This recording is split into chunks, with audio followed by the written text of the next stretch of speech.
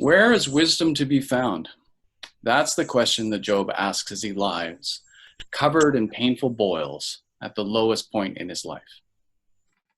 It's a famous story from the Old Testament, the plight of a man who feels he's innocent but is made to suffer anyway. Why did this happen to me? Job asks over and over again.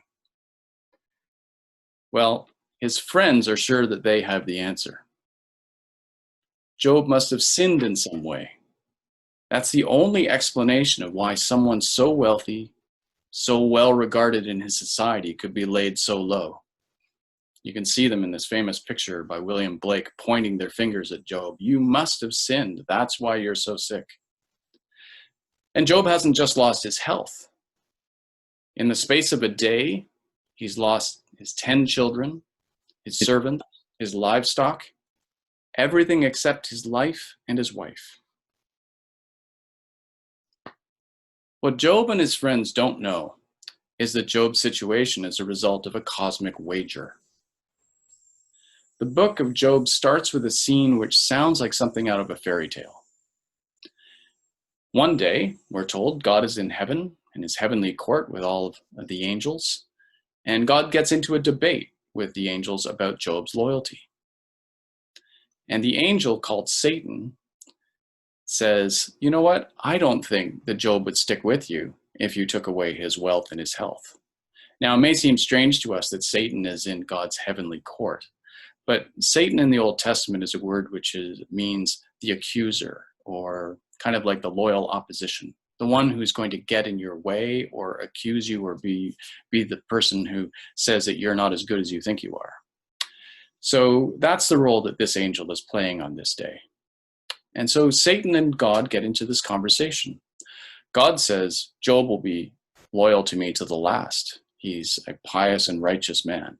And Satan says, I think he's pious and righteous because he's so wealthy. Take away his wealth and he will curse you. Take away his health and he will curse you. And so God says, all right, let's find out. So he allows Satan to take away all of Job's wealth, his livestock, his houses. He allows him to take away his servants, and he even allows him to kill 10 of his 10 children. Now, keep in mind that this is written like a fairy tale, so we're not supposed to expect that this is literally true. This is a story which allows the Old Testament writer to explore some philosophical themes. This fairy tale prologue leads to a very serious question. Why do innocent people suffer? The story tells us very, very clearly that Job is blameless. He's generous. He gives to the poor. He's thoughtful, kind, and pious. But Job has no idea about the bet, so he can't possibly understand why he, an innocent man, should be punished by God. Because what everyone in this story agrees on, from Job to his accusers, is that when sickness comes, it's sent by God. It may be sent as a punishment, it may be sent as a message, it may be sent as a correction, but it always comes from God. And this was a common idea throughout the Middle East at this time. It wasn't just a Jewish idea. And for that reason, Job cries out, why me? What did I do wrong? I'm a righteous man. Why am I getting sick? Why has all this disaster befallen me? How do I figure this out? Where can the wisdom be found that can explain my suffering? Well, that question is being asked right now by people all over the world. In the space of just a few months, our civilization has been ravaged by a disease that didn't even have a name at Christmas time. It spread along our airline routes to reach every part of the world except Antarctica. Unlike Job and his friends, we don't believe that God sent this disease. As I explained to the kids, we've moved on since Job's time. We expect diseases can be explained by biology, not theology. Nonetheless, like Job, there are millions of people lying in their sickbeds asking, why me? These modern day Jobs wonder why their lives have been turned upside down. Because as we've seen, this disease does not play fair. Some people get it and don't even know they ever had it. They stay asymptomatic. Others, the same age, same workplace, get it and are knocked off their feet. Why am I in fear for my life while my friends and my coworkers are fine? That question is being asked all over the world. Where is the wisdom to be found that it can explain the horrible lottery of this disease? We've been told that this disease is random in its victims, and as a result, we're all in this together. But early on, medical researchers realized that it's not entirely random. Some people were getting the disease much more frequently and more severely than others. The first obvious group at risk was the elderly. As we all know now, the older you are, the more severe the symptoms can be, and the higher the risk of death. Now, 5 months in, 8 of 10 people who die from the disease are over the age of 65. Young people get the disease in severe forms, and some will even die of it, but at lower rates.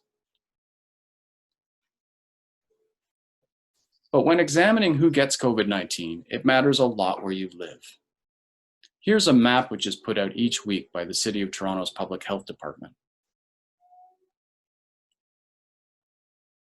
It shows the infection rate per 100,000 people based on the testing data. The darker the area, the higher the infection rate. So you can see that the darkest areas are up in the northwestern corner of the city. And you can run your cursor along each ward and see what the infection rates are. So near the airport, 1,516 per 100,000. 1526, 1232, 1417 near Black Creek, and up here near York University, 15555. So high numbers. Now what happens if we go over to Yonge Street? Well, by the Bridle Path, 270 cases, 130 cases in Lawrence Park North. And going south, 184 near the church, 125 Mount Pleasant East. Down in Rosedale, there's 158 cases per 100,000. 158 compared to, say, up in the northwest corner, 1,516. Literally 10 times more a higher infection rate in that corner of the city. So what gives? How could this happen? This is not a random infection rate. This is very consistent. On average, many neighborhoods up in the Northwest get infected at 5 times the rates of others. So what's going on? As you probably guessed, income plays a factor here. Here's another convenient graph which the City of Toronto prepared a couple of months ago. And it shows the influence of income on infection rates.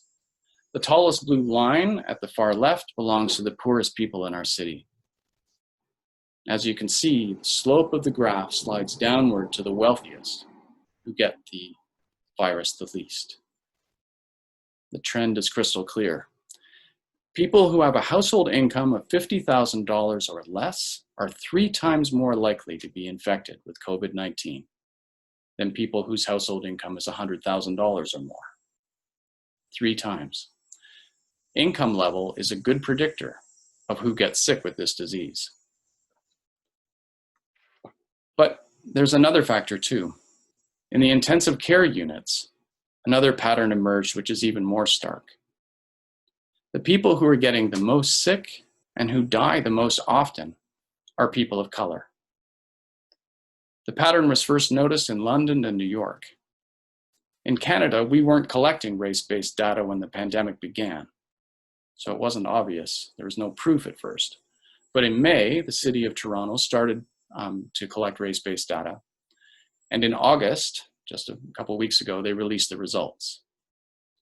83% of all COVID-19 infections in Toronto are among people of color.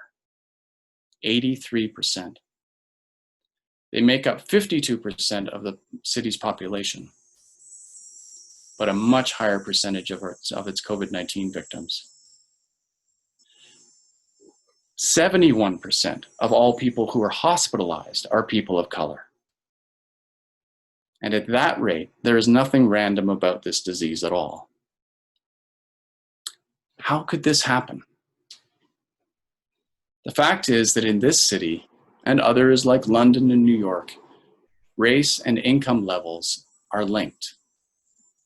That map of Toronto, which shows the highest and lowest concentrations of infections, is also a map of where the different races live. It's not absolute, of course. There are white people who live in the northwest corner, and there are people of color who live along the Yonge Street corridor. But on average, the concentration of people of color is much higher in the northwest corner than it is along the Yonge Street corridor, where the infection rates are lower. These are people who have had to keep working through the pandemic.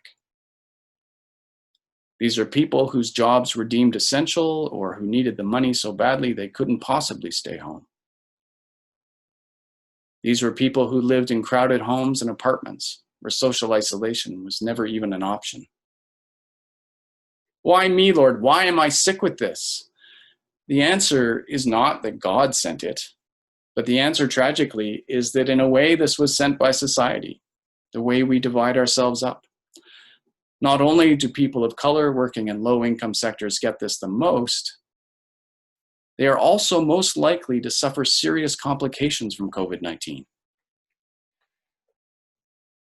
The following statistic comes from the province of Ontario. The death rates are 3 times higher in racially diverse neighborhoods than in predominantly white ones. 3 times higher. And why? Because as other studies have shown, racism and poverty are bad for you. They are literally bad for your health. Living in fear of society, living in fear of the police is stressful.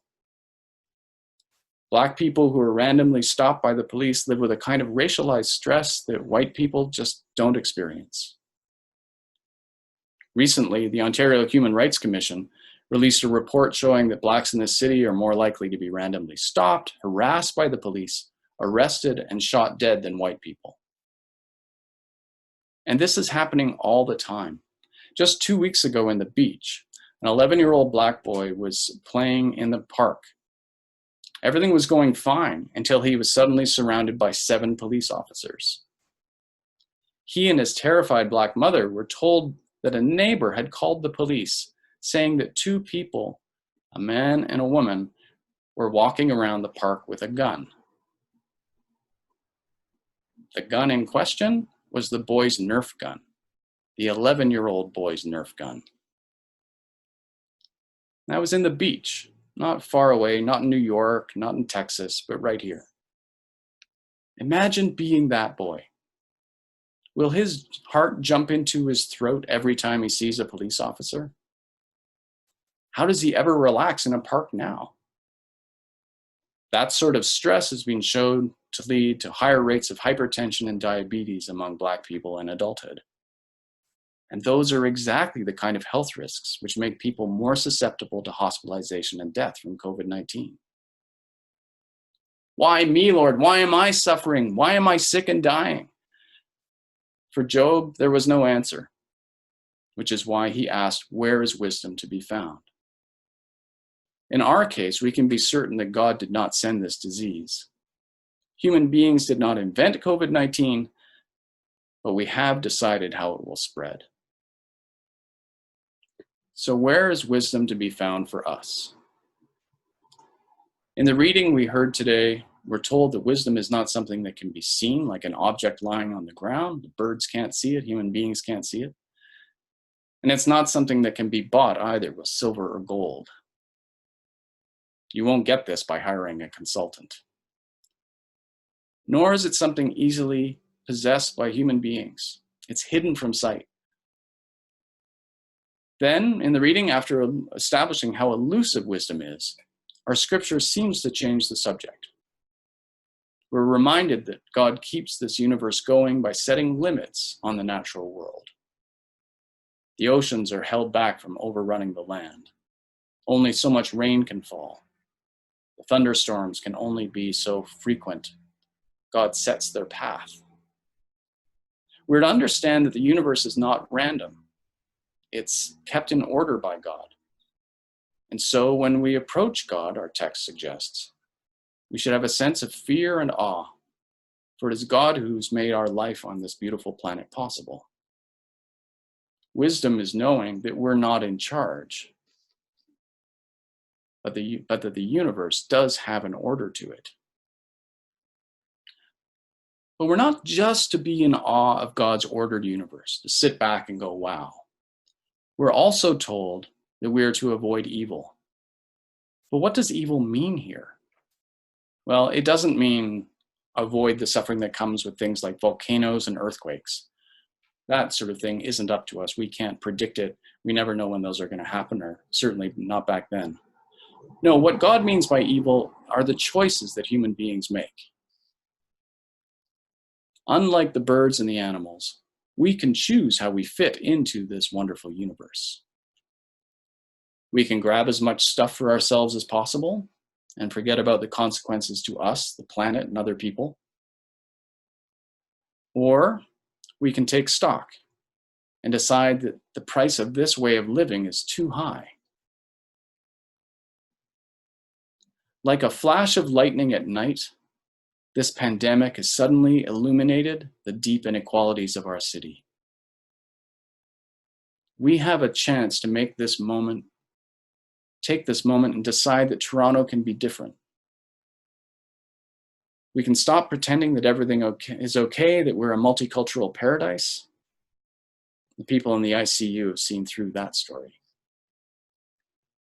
If we want to be a world-class city, let it be in the name of promoting equality and equity for every person who lives here.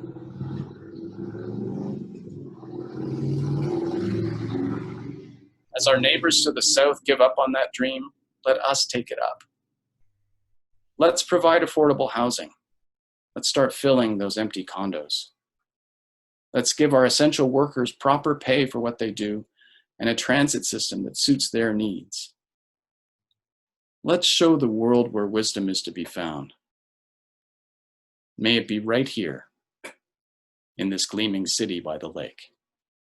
Amen.